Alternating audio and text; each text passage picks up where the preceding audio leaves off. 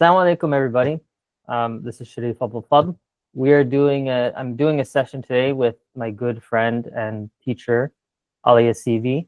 And the intention of this session, I wanted to do this is because, as some of you will see, the program for the conference, the annual Usuli conference that is happening October 10th through 12th, is now up. And you will notice at the beginning of that program and at the end, there are breathwork sessions that are sign up only and optional to those who wish to participate.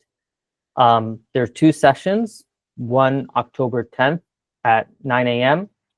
And one October 12th at 3 p.m. And so I wanted to have a conversation with Alia, who will be co-leading those sessions with me, so that you all can kind of understand why I felt it was important to do something like this, why for a long time, I've wanted to bring a practice like this to our space. But, it's something that's very new. So I felt like, maybe some extra explanation would do us some service so the conversation can actually begin now. So without further ado, here's Alia. Alia, hello. Hello. Walaikum salam. And also, I should say that the link to the conference, all the information about the conference, if you haven't heard about it, it will be in the description. You can buy tickets there. You can see the program, everything that's up. But maybe if you just like to tell us a little bit about yourself and what you do, so people can get up to speed. It's their first time meeting you. Sure. Well, thank you for having me, and thank you for including me in this conversation and this work. So I am an integrative somatic therapist, and there's a variety of modalities that I work in. One of the primary ones is breath, dynamic meditation. And it falls under the umbrella of shamatha meditation in the pillars of the East. And shamatha meditation is a focus and attention-based meditation. The direct translation is the quieting of the mind. The focus and attention-based meditation work is profound and powerful for a number of reasons. But I would say the most practical one is that it gives us something to focus our attention on. And I think most individuals, if they encounter meditation or attempt to engage in meditation a great deal, it's kind of a mysterious, confusing, difficult thing. And the notion of clearing the mind can feel like a pretty tall order. And so shamatha meditation creates a functional a practice, an activity to engage in, to help us start to drop in to the experience of the body. So why I utilize this work, why breath is a modality for somatic work, is because it helps us to engage with our physical body. It is a non-intellectual exercise. It is subcortical in every way, shape, and form. And there's an enormous amount of information for us held within the soma, in the physical consciousness. A term that is used a great deal in my practice is somato-emotional awareness. We have emotional awareness in our body that sometimes may run afoul of what we think, or a narrative that we're operating under, or a belief that we're trying to engage with. There may be a feeling, and that I think that there's value in noticing those feelings and sitting with them and giving ourselves permission to see if there's anything held therein that may be useful. If within those feelings, and when I say feelings, I mean from a sensory standpoint and an emotional standpoint. As we begin to drop into the body through the breath, you begin to notice things. And I think one of the first things people begin to notice is just how out of their body they feel. One of the first things that we start to develop through the practice is an attunement, an experience of feeling like there's alignment between what we're experiencing and what we're perceiving. And for a lot of people, that can be wild. It can be a bit of a revelation. So that's kind of why the modality is what it is. And how it is of use, there's many ways in which it is of use. Certainly for those of us that are trying to deepen our own internal work, our own internal practice of whether it be meditation or prayer or just internal inquiry, this modality is really, really helpful and useful for that. And then as a physical practice, it affords us a great deal. We as human beings, we have a central nervous system, and like most things in the human body, it is a bifurcated system. It is a system that is sympathetic and parasympathetic. So there's sympathetic, which is connected to fight, flight, freeze, or fawn. And then there's the parasympathetic, which is the aspect of the nervous system that is directly related to rest and digest. And most of us in the modern world are living in just kind of a low-grade state of stress response. We're all a little stressed, even if nothing's happening. So we have an overdeveloped sympathetic nervous system response. And so dynamic meditation, breath practice, these are modalities or practices that support, develop, strengthen the parasympathetic. And I think it goes without saying that the current experience that most of us are having is one of feeling overwhelmed, feeling doused in stress, anxiety, constantly consuming material that produces such an enormous feeling of anxiety and fear and worry and pain and sadness and grief. And we're kind of trying to move through life carrying an overloaded stress response. And I think a big part of this work is about recognizing that there is no true dissonance between those feelings being captured or present in our nervous system and how we're engaging with the world. And practices such as this create a pathway into a couple of things. One, developing capacity to hold this material in a more healthy way in our nervous system, and a pathway for discharge. We have to begin to recognize that all of the material that life is an experience of consumption. It's input. We're getting input all the time. And whether it's a primary food consumption, meaning our relationship, our jobs, the big aspects of our life, or if it's a secondary food consumption situation like the food that is on our plate, we are having to break that down, metabolize and utilize that material. And also that material is affecting us and impacting us.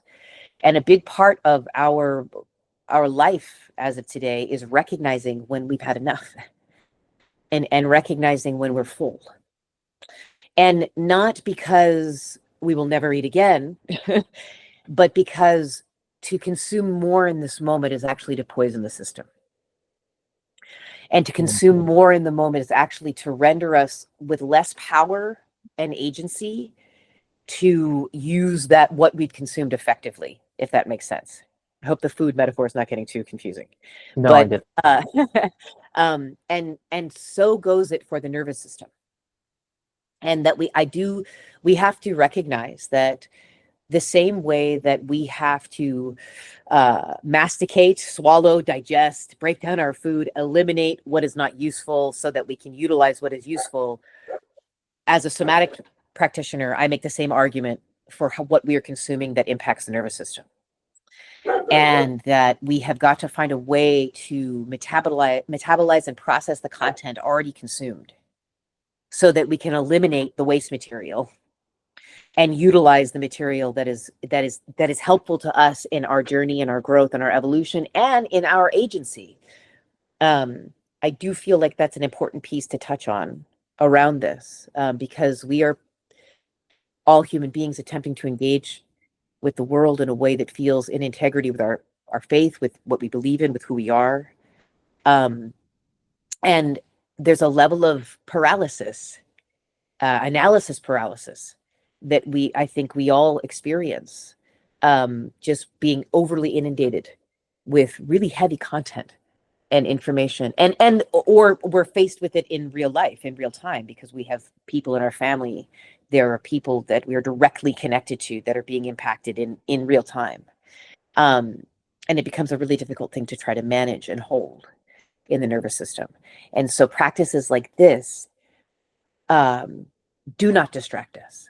I make the argument that it allows us to integrate, and through integration, we have more agency in whatever way we're seeking agency. Yeah, I want to understand this point a little bit better. That from what I'm hearing you saying is that, you know, part of the problem is that we're going through life in this low grade stress response activated. Things are not moving necessarily as they should. What does it look like when things are not moving exactly as they should, when that waste is not, you know, the way I think about it is that it's kind of like you're a conduit and things are coming in and things are moving out in a healthy way. And it seems like so much of our life and our culture in this society is causing us to constrict and, you know, and tighten up. And so things are becoming like trapped inside of us.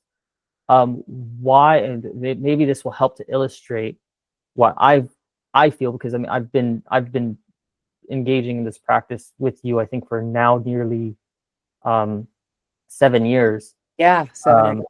Yeah, it's around 7 or 8 years. And it's something that I've experienced that I can talk about in a little bit. But in your words, why do you think that that's important? What does it look like if we don't have awareness around that and things are just kind of getting locked up in us? I think, well, what it looks like are all of the things that come with stagnation. Stagnance breeds illness. It breeds disease. And I mean, down to, you know, stagnance in the systems of the body creates sepsis. You know, we become poisoned. I mean, everything from lethargy to brain fog, right? But also the thing that feels the most, we're burdened by grief in a way that we become paralyzed by it. That when our system is bogged down with no pathway for release, we literally become weighted by the content. We lose our ability to meet the moment with any strength. I think that, I mean, there's a litany of just physiological ramifications of, you know, input without output. But in terms of just, if we're looking at it from a purely psychological standpoint, we're in a loop. We become stuck in loops. Mm-hmm. And we can be driven insane by the inability to kind of get off a road of thought. It's that notion of the thoughts become so kind of repetitive, intrusive sometimes, and we're kind of stuck in this slightly insane experience of doing the same thing over and over again and expecting a different result. Yeah. Rumination and agitation, isolation. I mean, I think, you know, we absolutely can send ourselves into a state of psychosis. And I believe too, it may be part and parcel, you know, this may be by design, but it continues this separation from community. It continues a separation, because now we're just kind of alone in the narrative of our mind, and we're kind of cloistered in that place. And we start to only engage with people that already share those thought shapes. We start to only engage with people that are already in alignment. We become fearful of healthy opposition. We become fearful of disagreement, right? Even the scenario of just consuming without releasing, it also it perpetuates a separation from community in a real way that I think ultimately it weakens us, it disempowers us. So yeah, I mean, it can look like a lot of different things. I mean, you look at a person individually. I mean, my workaday life is working with people one-on-one.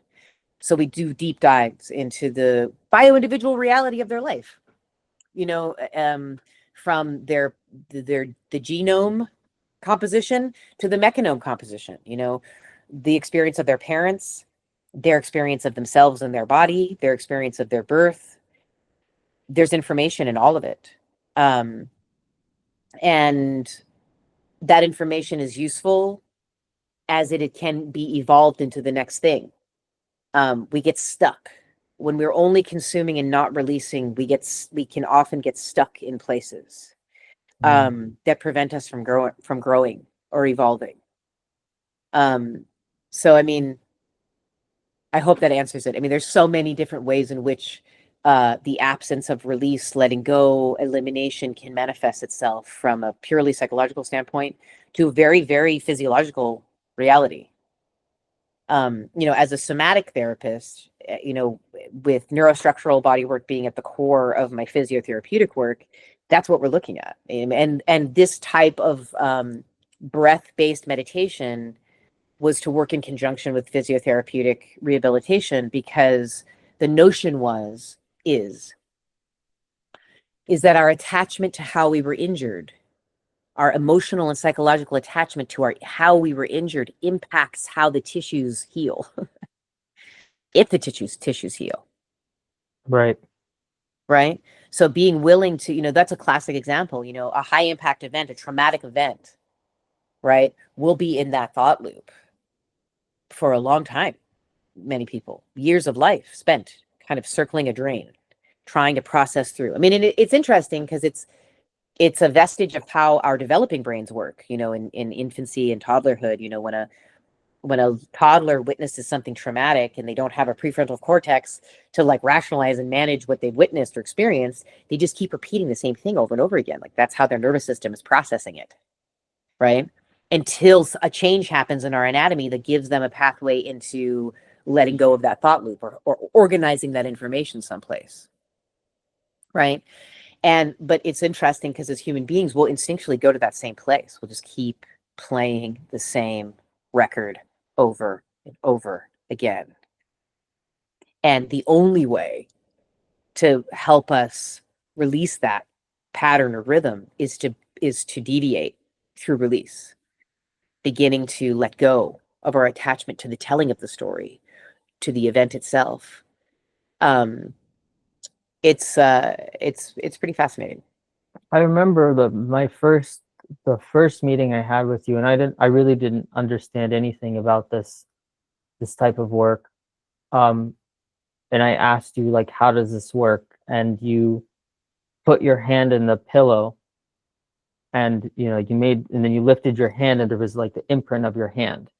And then what you said was that this work does this, and you like smoothed out the imprint, so that imprint was lifted. And that always stuck with me, and carried new meaning throughout the years when I started to really, because I think when I first started, what I did not have any awareness of, or did not have a lot of awareness around, is how the experiences that I had went through in life was one source of information that was influencing me.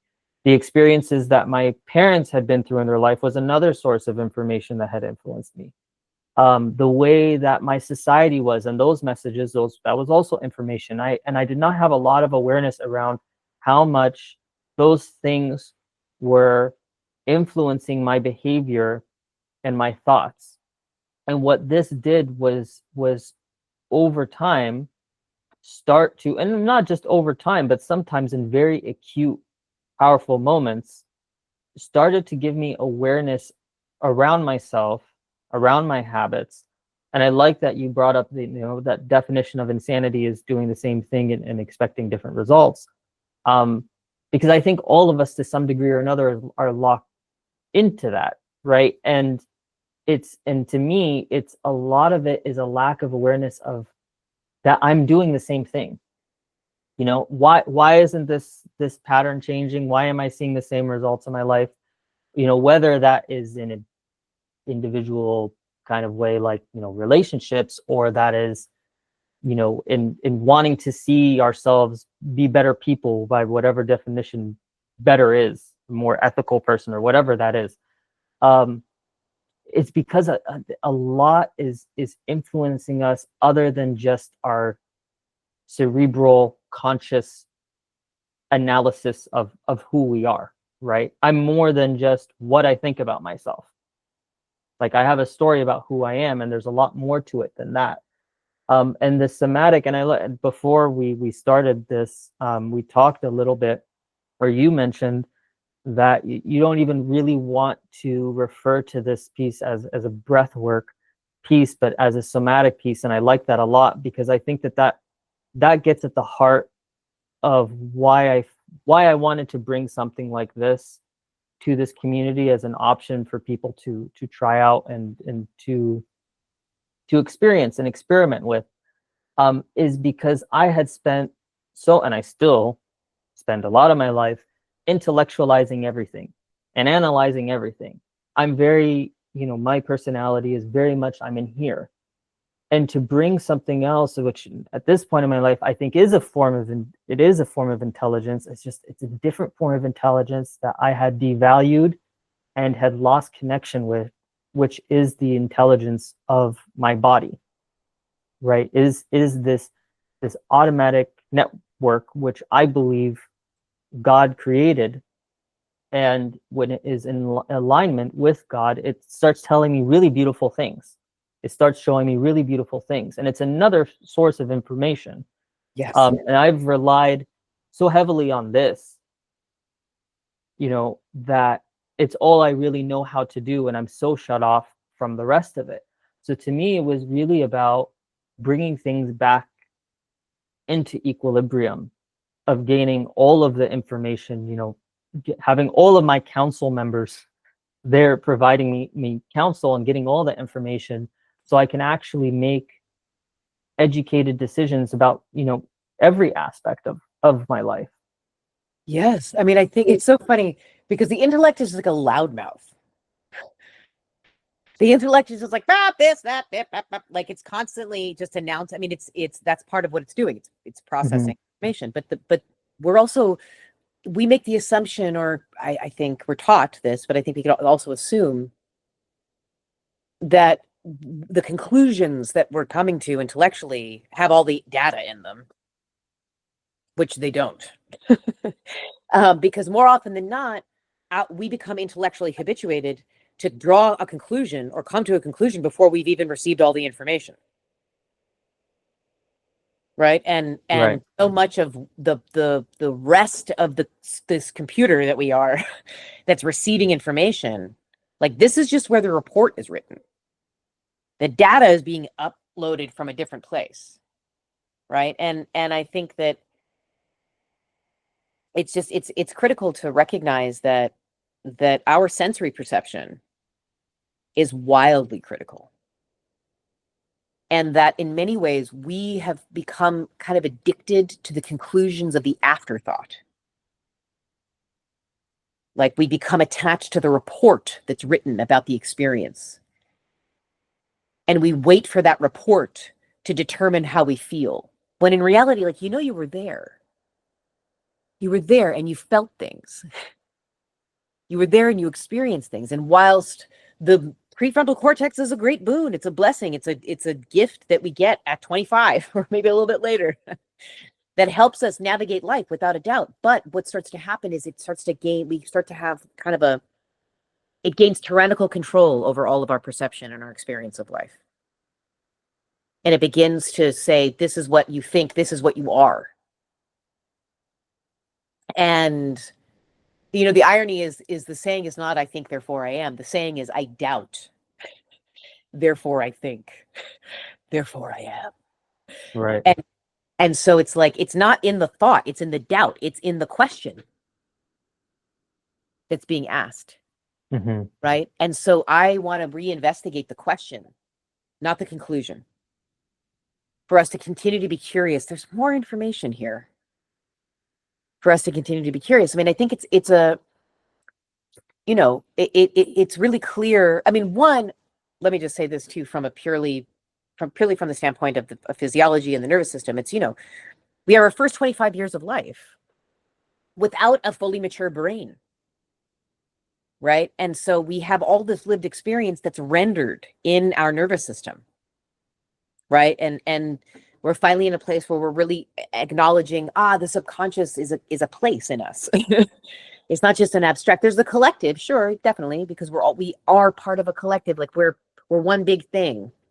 And there's many different schools of thought that try to separate us, but ultimately, and that those first 25 years, the memory, the impact, the imprint of those first 25 years are rendered. They have shaped us, right?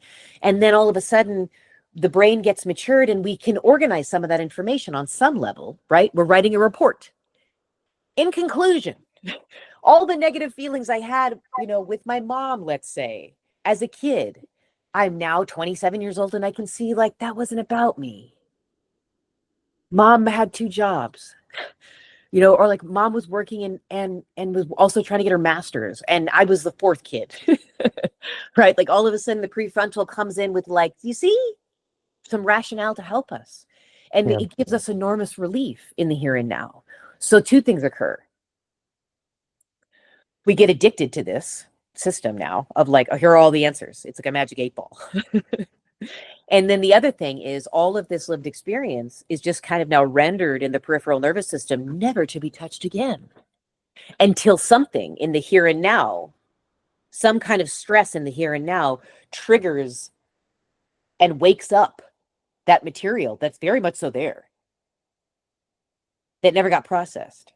And so it's like all of a sudden now I'm having an argument, let's say with my husband, about something in the here and now. And some of this unprocessed feelings of hurt or rage toward my mom are like right there in the conversation. And we're just writing it. Now we're just writing it and it's all about him. And now it's like, nope, it's not. There's content in here that's filling the shape of the here and now, but it's not part of the here and now. Yeah. And so creating a pathway to kind of come into a state of acknowledgement. I mean, one of the things that is deeply powerful and necessary. I've been doing this long enough to where I can say this is necessary. But people will breathe and they will feel themselves crying tears out of their eyes that have been held in their body since they were 5 years old. And those tears may not even be connected to an event. There may be no like visual, intellectual memory. It's just like I could feel it. I was 5. I remember being there. Or people will have big releases and then they'll come out of the practice and be like, I don't know why I was thinking about my grandma's house. Like I can smell my grandma's house or something. I'm just giving you kind of random examples, but all of that is to say is that there's animated information held within our nervous system that our well-being in the here and now is heavily supported by being present with those feelings and honoring them and allowing them to rise to the surface. The two most immediate byproducts of the practice, as people breathe, there's a physiological response, right? Kind of a tingling, a buzzing or a vibration that can evolve into a tingling or a numbness that has to do with alkalinity that is produced by the breath.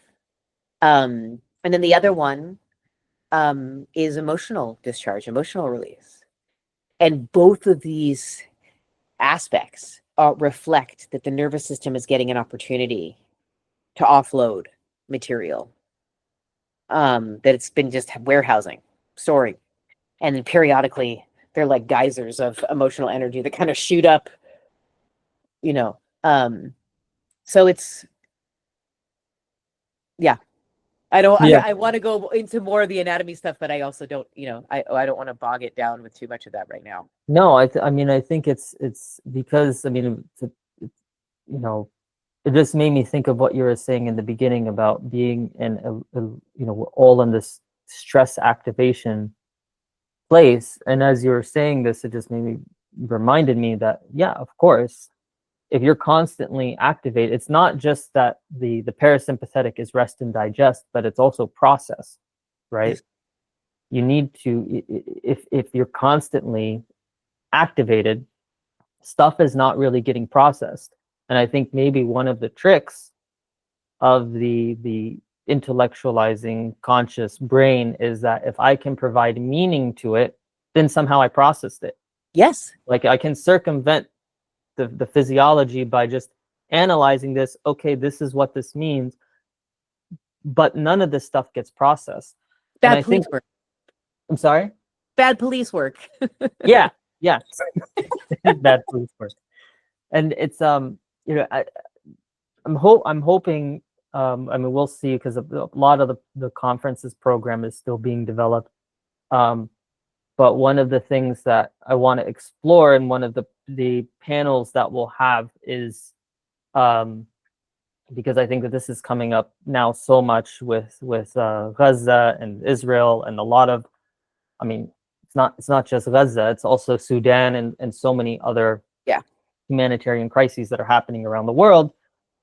This line and this discussion between ethical responsibility and capacity, and because a lot of what we have done at the Usuli Institute and a lot of our viewers have gone through what we call the Project Illumine series, which is my father's analysis and journey with the Quran and unpacking the Quran. And he's a legalist, you know, so a lot of when I was going through that program with him, and I shared so many of these reflections with you throughout it, because I was talking to you a lot as I was going through it, where that the way that he approached it with a legal mind was still so relevant for if I was approaching it with a psychological mind, or with the mind of how does this impact a human being. And what I mean by that, to get more specific, is that the Quran is trying to give you moral precepts, and it's also trying to give you case studies, for lack of a better word, of how do you apply these moral precepts to this society in this age. But you have to, you know, and this is part of the development of Islamic law, you always have to look at the context of how a human being is, how a society is, because how you apply that moral precept in one place is not going to be the same in the other place. And this was something that has always fascinated me, is you cannot just, you know, I like, I mean, to explain it better might be through a metaphor, that if you have a surgeon, you know, you could have a surgeon who knows the surgery in and out and knows how to, you know, do the surgery very well. But if the surgeon has bad vision, they're not going to be able to see the body in front of them. So there's two things that are facing an individual, which is I have to have good vision to actually recognize reality for what it is myself, and I have to understand the surgery that I'm engaging with. And one of the parts of the Quran that I think is so, that I love and keep coming back to, is in Arabic. It's this concept of it's in Arabic, it's nafs al-lawama, which means like the self-effacing self, or the self-reflective self. And God in this part of the Quran says that he swears by the self-effacing self, or the self-reflective self. There's two different common translations of that. And whenever God swears by something in that language at that time, that's like highlighting this as something that's very important.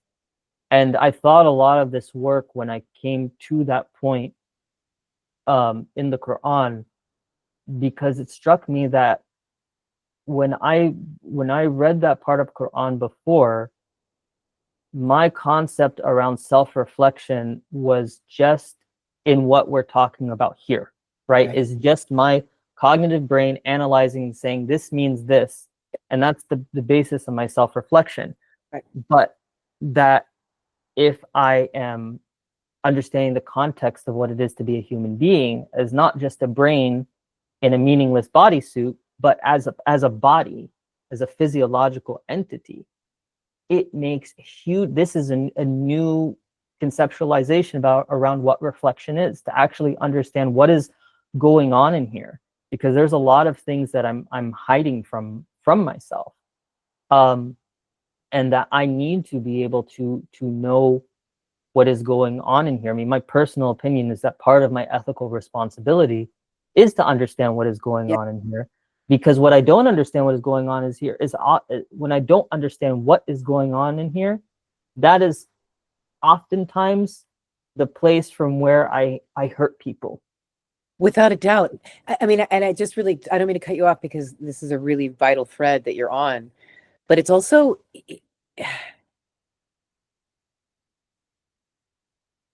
it's not even we don't even have to understand. It's about acknowledgement that it exists, and that it's having an experience, this is part of our experience. I mean, I think that's so much of when we extrapolate this kind of internal conversation out into the societal reality or the social reality, right? It's, well, other human beings, it's like, you don't have to understand me, but you have to accept that I exist and that I'm part of this, that I'm part of this experience of being human, right? And so I think that just by kind of breaking that paradigm and coming into a state of like, this is a whole experience. I am a whole person. It's not just I'm not just a talking head. And that while it'll take, it'll take many, many, many, many, many years, lifetimes, for me to fully understand what this is. But just by beginning to drop down out of this highly isolated place into the rest, bringing consciousness into the rest, that I think is a game changer, because and to your point, that is the place from which we harm others the most frequently, is our unconsciousness. I mean, sometimes it's like conscious and deliberate. I want to hurt this person or injure this idea or whatever. But that's happening way less often. Yeah. The majority of the interactive harm that's happening between people is unconsciousness. I wasn't aware of that part of me, so I couldn't be aware of that part of you. Right? Or I diminish the value of that part of me. So there's no way for me to really understand the importance of that part of you. Right? And then, this kind of deviates into a slightly, different conversation around energy, right? And the experience of, these are all very, there's huge wisdom in the human body, right? The energy systems of the body are doing things all the time, unbeknownst to the thinking mind. Yeah, which is another piece that I think is really vital for us to begin to a paradigm to shift from or smash, which is, what you think you're doing may not be what you're doing. Mm-hmm. And that the thought, meaning, or conclusion you've come to, it's related to something that you're not connected to enough to even understand what the meaning actually is. Right? And we understand these things with greater depth when we surrender to some of the autonomic realities of the nervous system, whether it be making children, growing children, birth itself, hormonal bonding with the child, the attachment process, right? That our thoughts change when children emerge into the world from us. And there's a really specific anatomical thing that's happening if you're attaching with a baby. Your hypothalamus is going and opening up, never to be closed again, right? And so that's going to change your thoughts about things. That's going to change the reports you're writing, right? And that had nothing, you didn't choose that. You didn't decide on that, right? That's the dilemma that some people have when they're like, I don't want to be a parent, and now I'm a parent and I'm having this different experience, right? And so I just continuing to reaffirm the wisdom that is there, that's a part of our life, but we get fully wrapped up in, I make the argument, a propaganda campaign by the intellect a lot of the time. to kind of keep us in a certain place, right? But there's enormous wisdom. There's enormous wisdom in what is happening in the experience. And that dynamic meditation becomes a pathway into dynamic meditation becomes a way to bring consciousness into these systems that are working for us all the time, as us, big aspects of us that are kind of benighted, I guess. They're not, they're a place where we're not illuminating what's going on there. Mm-hmm. There's a lot to be said about that piece. Yeah. There was something that you said in the beginning, that really I think is when I first talked to you about doing this at the conference, and was first thinking about it at the conference, about doing this at the conference, was when you said in the beginning about the dissonance. I don't remember how you put it exactly, but the dissonance between like what is going on inside of me and what I'm seeing outside of me. Is that right? Mm-hmm. And that's really what, for people listening, if you are considering to joining us for this, I hope you do. I wanted people to come, especially if they had never engaged in something like this before, to just come with an open mind and to try this process, and then to notice how are their perceptions around things changing. How is the information for the rest of the conference changing in light of this? Because that was such, I think, an impactful part for me, is when I started, in very acute scenarios, started realizing that this was changing everything.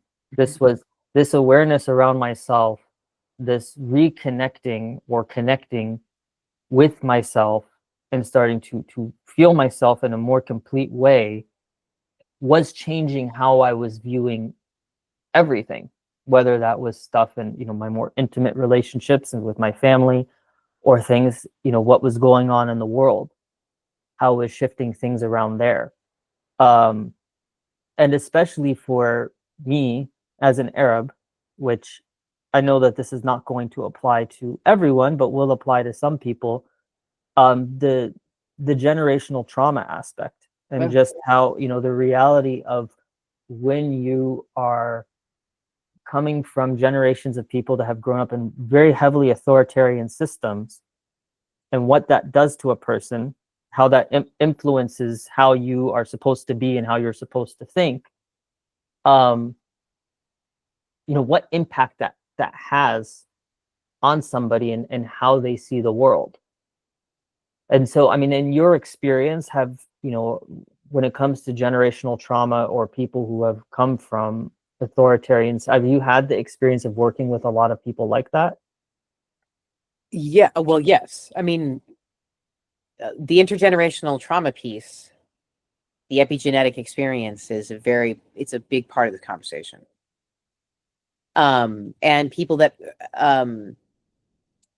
yeah, I've gotten an opportunity to do some pretty intensive work with people in leadership positions that were entities trying to break away from authoritarian control in environments, and all that has come up in them about the fear of punishment, uh, feeling truly criminal for wanting to be liberated from a way of operating that didn't serve them or their people or anything. I mean, and beginning to perceive your reflex or your instinct, or this part of you that knows this system is wrong, but you've been taught this is the only system you can have. You are really having to grow those feelings. You need something to help support and grow and affirm those feelings, as these are not delusion. This is not wrong.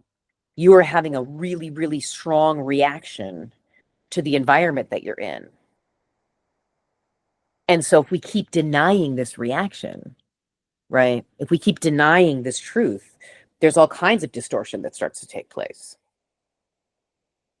I make the argument that those that really get pulled up into authoritarianism and fascism are people that had to crush a really strong reflex and instinct in themselves to not be a fascist or an authoritarian. You know, it's like the degree to Yeah. which I have an allegiance to this idea is relative to the pain that I feel.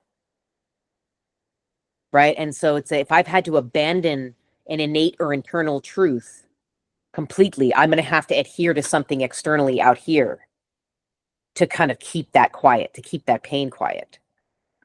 Right. And vice versa, that the only way to actually really push against forces like that in the world is to feel strong and integrated and whole from the center out. Right. Which is another reason why the unification experience is so powerful, because it's like if we're all together and strong, we're a force. Yeah. Right. And if we all feel, and the irony is that the strength is cultivated through people being allowed to have their individual experience. But our perception is altered. I mean, I think that's the other piece too, is that like massive change in the world happens step by step. Radical shifts in your perception is like a little incremental thing. Right. Right. The difference between feeling like I can face this thing in my life and I can't might just be like I can take a full breath and I feel strong and tall and I feel like I'm able to do. I can stand up fully. And again, it might seem nickel and dime, right? Our intellect has created really elaborate stories that we have to meet in order to experience the gift, the blessing, the message, the lesson. But the truth is that it can happen by something far smaller, right? Like the portal that allows a person to emerge, it opens centimeter by centimeter by centimeter, right? Like it's in small moves that big change occurs, right? And I think that that's another, you know, to come back to the conversation about capacity. It's like to just kind of affirm, because it can be very easily assumed like this is fatuous, it's too much self, right? But the truth of the matter is that the more that we're able to feel fully connected and present and conscious in this thing that is our body, that is us, the more able we are to see with the more clarity we experience in here, the more clarity we have out here. Mm-hmm. To see, to what am I looking at? Who am I talking to? Right. And then another byproduct of non-release is that the poison that I'm consumed by, I see it in everyone. Right. Like if I'm just consuming material that is making me enraged and I'm just raged, I'm enraged, and there's no pathway to discharge, wick it away from the system or utilize it in some way, every person I encounter seems angry to me. Yeah. All I'm seeing is my rage in every interaction that I have. So, I mean, it's quite literally becomes a poison that distorts our perception of the world. We begin to have a toxic perception of the world. And for those of us that really want to take action and engage in the world and engage in our life in a way that is meaningful, that has integrity, right? And integrity is wholeness, right? To integrate is to create whole, and integrity is a whole thing. You know, and so this work is somatic integration, creating a pathway for you to feel like one whole thing. Right. And the first step of it into that is by stepping out of the brain space, the thinking space, and into the feeling space to notice what's there and to recognize that what's there is information. Yeah. But I mean, I think that I really feel that the way that this work, I don't want to say alters perception, because I know that kind of communicates like an adjustment that's not innate or natural or part of it. This work augments perception. I mean, to me, it clarifies perception. Yeah, Way, I mean, right? I think it grows it, it evolves it. Mm-hmm. You know, this is an evolved state. where we are, through the practice, it creates a pathway into more capacity. You know, one of the things I know you've heard me say, certainly when we're in practice, is that we create space as we breathe in, right? We breathe in and we feel all the space that is in our body, maybe for the first time, because we've been like living up here, just breathing in our throat and in our upper chest. Right. We experience more space as we exhale and empty the body and feel like, look, feel all of this space. And so the more space we create, the more capacity we have. And the more space that we can create consciously, the more we're able to inhabit. We're able to inhabit ourselves fully and engage more fully. Right. Well, I am, I've dreamt of doing, I've talked to you about wanting to do this for so long. I felt so passionately that I want to um, bring what really impacted me and helped me and enriched my life to the people that matter the most to me, my own people. Um, I really hope I hope that it's as beneficial and to the people that join us as it has been to me. Me too. And so I'm, to those watching, again, the link will be in the description. If you're interested in joining, just email me. My email will be in the description, and we'll get signed up, get you signed up. And yeah, I'm looking forward to it. I'm excited to see what comes out of it. And yeah, I think we can end there. I'm really bad with beginnings and ends. Oh, I never know how to start anything. I never know how to end anything. Other than so it kind of replicates life. Like, oh, I'm starting. Okay, now it's over. One thing I will say is that, this is a process that is a service for the people that engage, and there is no agenda in this work other than creating a space for people to, dip their toe in to this, or to go in, to dive in completely.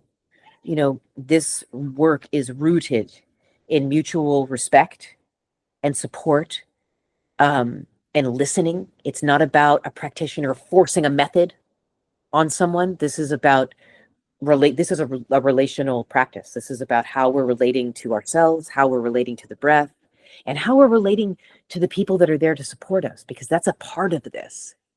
yeah, None of this happens in a vacuum. So, just, I want to make sure that I say that this is, I want this to be something that affords the people that engage a greater sense of support, a greater sense of closeness to the things they seek to be close to, and to feel the achievement of maybe stepping out of what has been comfortable, and to be willing to be uncomfortable so that we can find our growth edge and we can keep growing. yeah. Yeah. Because one of the things that I mean, couldn't tell. I definitely want to talk about the grief piece. Like, this is a functional grief process. Certainly on the first day, we'll talk about that, because I do think that that is a useful, practical element. As a kind of like a reason, like, why today? Why now? Like an improv class, like, what's happening today? Well, Yeah. we're all weighted with a need to grieve, Mhm.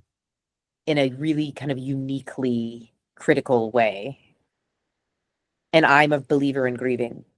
And I really do believe that through grieving, human beings are able to ascertain a sense of purpose and a sense of mutual value, connection and mutual value. And I think it's a travesty that in our Western culture, at least, there's very little connection to the need of it, the need for it. Yeah, I mean, I feel like there's not, I mean, I can speak for myself that it's even just my awareness around am I grieving took a lot of time to develop. I often wondered, is that normal? Is that, is that intrinsic to being a human being that you don't even recognize when you're grieving? Is that a societal byproduct? Um, but I think all of us collectively, and that's something that is because I don't think at any other point in human existence, with social media, with how prevalent videos are, have we seen a genocide taking place. I mean, we were grieving before, but when you're flooded with those images, um, and that loss is constantly surrounding you, Yeah. It's a you know, strange oracle. It's a strange oracle media. And it has shaped us as a species and as a society so much. The last generation before the television was ubiquitous was the greatest generation, the World War II generation. And then after that, then there was some form of media in everybody's house, and televised media usually after that was everyone had a TV. So then there's the Vietnam War, right? Where for the first time, the average American is seeing what the war is looking like, what the war is looking like. And there's a massive like, what? Right? And now it feels really frightening because it's like we're watching this in real time. So now we're watching the kind of Orwellian rewriting of you don't believe your lying eyes narrative of like we're watching something and having an experience as human beings, and there's a voice going, no, that's not what you're looking at. You're looking at A, B, C, D, E, F, G. So now like the dissonance, right? Like the experience versus the narrative, it's been externalized. So everybody feels like, what? I must, and so this is a critical mass moment. And which is part of the reason that I think it's so important that whomever is open to kind of going into this territory in their own life, we must be there for them. yeah, totally. And do you want to take some time now, because I don't want to influence whatever you want to say about grief. Do you want to take some time now to talk about that? Well, I just, yeah, I mean, to me, grieving is the metabolic process of the nervous system. Like the same way that digestion is the process of breaking down nutrient we've consumed, like grieving is the act of moving that energy. And culturally, different cultures have dealt with this in different ways, right? And even this iteration of Islamic culture is a different iteration. It's a different version than ones that existed in the past. You know what I mean? Like, my family is from the Caribbean. And so in the Caribbean, and it's probably due to the fact that the Caribbean is like, man-made societies, purely colonially built societies, right? So you have this mashup of Africans, South Asians, Chinese people, and Syrians jammed on an island 8 miles off the coast of South America. And some Spanish too, because there's a Catholic presence there as well. And yet all of these cultures had a connection to grieving from their origin, their place of origin, but then also the recognition of we need to grieve. We have to move this energy or it's going to kill us. And so, it's so funny, Bob Marley and the Wailers, and it's like, they're not talking about people that go kill whales. You understand that, right? Like, the Wailers are people that cry for you. They cry for you. And in most villages, they were women. And there were a variety of different women. Some were Chinese, some were Indian, some were African. And if you had a loss, if you lost family, if you lost a child, if something devastating hit your family, these people would show up at your house and cry and wail, prostrate themselves because there was a recognition that if you don't move this energy, it's going to poison everybody here. And then if this generation of a family doesn't move this energy, it's a ghost on the back of the next generation, which is what we in the modern therapeutic, codified therapeutic tradition is, oh, that's the transmission of intergenerational trauma. It's like, aha, yes, Yeah. we've understood this. Even any ecstatic aspect of a spiritual practice, it speaks to this part. The physical experience of exhilaration, the physical experience of spiritual revelation, and the release of it, like the use of the physical form as a way to, all spiritual traditions have an ecstatic component that really gets weeded, gets like siphoned off as to like, that's not real, right? Or kind of gets put in a place where it's like, yes, it's real, but it's separate, right? And I make the argument that the tradition of grieving is innate to the human. We've understood this. And we are in a moment right now where this moment necessitates massive grieving, massive movement of this overwhelming experience of loss.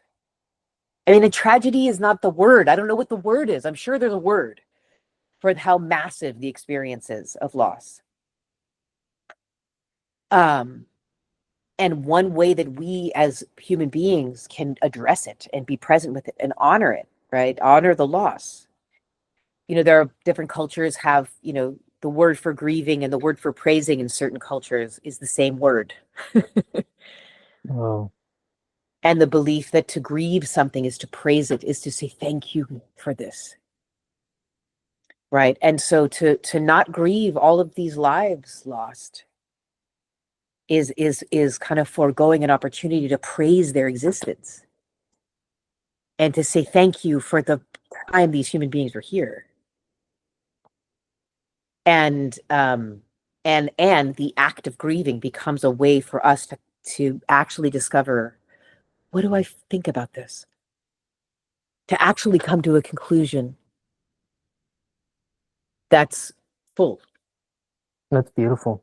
And when you're saying that, it's a form of gratitude too, of deep, meaningful, true gratitude, not performative No, gratitude.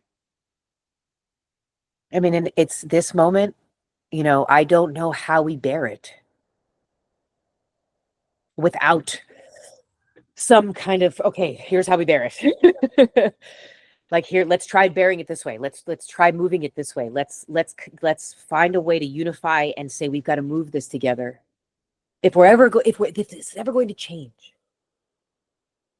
if we will not be condemned to this experience being the same thought loop, we have to be willing to bear it in a different way. And I make the argument that these types of practices give us the technique and the strength and the capacity to bear it in a different way. And it must happen. It must happen. Yeah, and I mean, I think one of the byproducts of something being very sincere and true is that you find that it becomes a force for unification. Yes. And one of the, I think because for Muslims, for Arabs, because then we can't just say Muslims are Arabs, but even beginning from my life, from the Iraq War. Yep. And what I have found is that my own subjective experience is that in the improper grieving, or in the avoidance of true and sincere grieving, we've turned on each other. Yes. Right? We start, and that's one of the for me, the telltale signs is that there's something insincere that is happening here in the reaction, or something avoidant, that we redirect that energy by then attacking the other. Yeah. Or attacking my other, another version of me, attacking each other. and we see that a lot within Muslim spaces. I mean, I'm sure a lot of the viewers and a lot of what brings people to Usuli and to Usuli's message is seeing this in other spaces, and trying to look for an alternative to that. And that's my deep hope, is that through introductions of work like this, which is really at its core me trying to support another individual. Yeah. Right. I'm not trying to offer some sweeping huge strategy that's going to solve everyone's problem. It's just one person at a time, as equals and as mutual support, as you said, that will eventually create a very tight fabric with us as a community. And I'm glad that you brought up the grieving part, because I think that that's such an integral part to the foundation of that fabric between us. Yeah. And to know how to be, we're so disconnected from our own capacity to grieve, that we're like confused when other people are in it. Right. We're averse. And so the fabric is absolutely strengthened by us giving ourselves the room to feel it, and to be able to hold space and be with other people while they're feeling it, and then trust that we will be held when we are feeling it. I mean, it's so interesting because, we were kind of joking about this earlier, but there are these realities to different practices, right? And you can apply any of these practices to your worldview. And the irony of things like therapy, somatic therapy, traditional, psychotherapeutics, but even like alternative modalities. There's a whole sector of society that's like, utilize all these things to be spiritually clear. And how do you know that? Because you'll make money. It's like, wait a minute, L. Ron Hubbard, hold on a second. Like the whole, using every spiritual tool to validate making more money. Right? And so it's like, well, I'll do you one better. I'm here to rip that apart and go, no. This modality can be applied to anything. And we're going to apply it here to unification by collective connection. That's our power here. It's not about ascertaining more money to kind of continue to separate, right, into a place isolated only for people that have that amount of money. Right. This is like, and so this is about, that's an added thing that people are using to sell you something. This is and another thing that I have to say too, because I do believe that grieving is innate to the human, and why this modality has been the one that has seized upon, or it seized upon me. I don't know which one happened. Is that it's breath. That's yours. It's yours. It's mine. It's the breath that we take after birth. It activates this experience. This is my currency of life. Right? So like the more that we engage with this innate currency of living with each other, where we are, through our connection and through the work that we do, breathe life into one another. Right? I love it because it's antithetical to a lot of the things that are getting sold as what, unity or community or spiritual growth. It's like, you bought that. That's bought and paid for. It's fine. It's great. Sure. But it's like, it's just know that, be real. You purchased that. And we're attempting to cultivate something by another means, to cultivate a community and a unity through a humanness and a recognition of that. And really beginning to feel the value of that. And when you really begin to feel the value of other human beings, their lives, and the connection that is created between human beings, there's no dollar amount. You can't put a dollar amount on that. You can't price that. Which is why it's also dangerous. Because it runs afoul a bigger structure. So you're saying that if people come to our sessions, they're not going to start manifesting everything that they want in life? I don't know. I don't make claims like that. Wait, I'm not going to get rich eventually? They'll absolutely start recognizing things that are true about them, that are actually true. They'll start identifying what they actually feel. And I guess if the end goal is I want to manifest a yacht, well, that's the first step. Well, where is that yacht coming from inside of you? That should be the title of this program is the yacht within. Manifesting the yacht within. Manifesting the yacht within. So it's we've joked about that so much over the years, and I think it's just and I've talked about it. I remember there was one sermon where and some people did not like it because I guess I came off as too critical of yoga, and I talked about how I used to teach yoga, and one of the things that caused a conflict in me was just that I felt like how much of this is just comforting myself to something that I should not be comfortable with.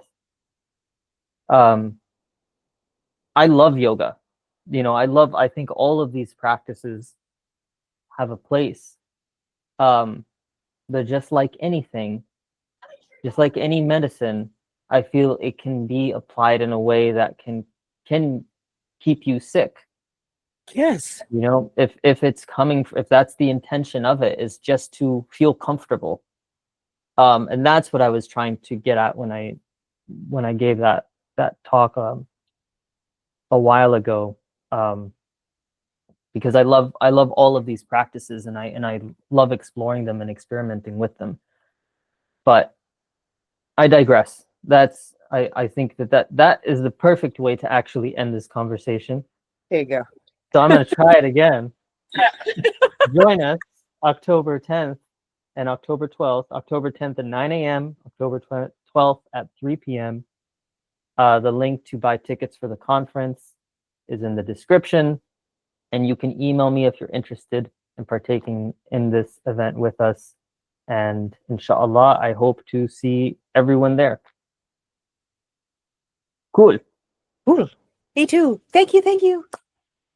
Whenever I'm starting something or ending something like this, I feel like Will Ferrell in Talladega Nights, where he's just like, I don't know what to do with my hands. Like that's what's going on in my head. Like a spiritual, I don't know what to do with my hands.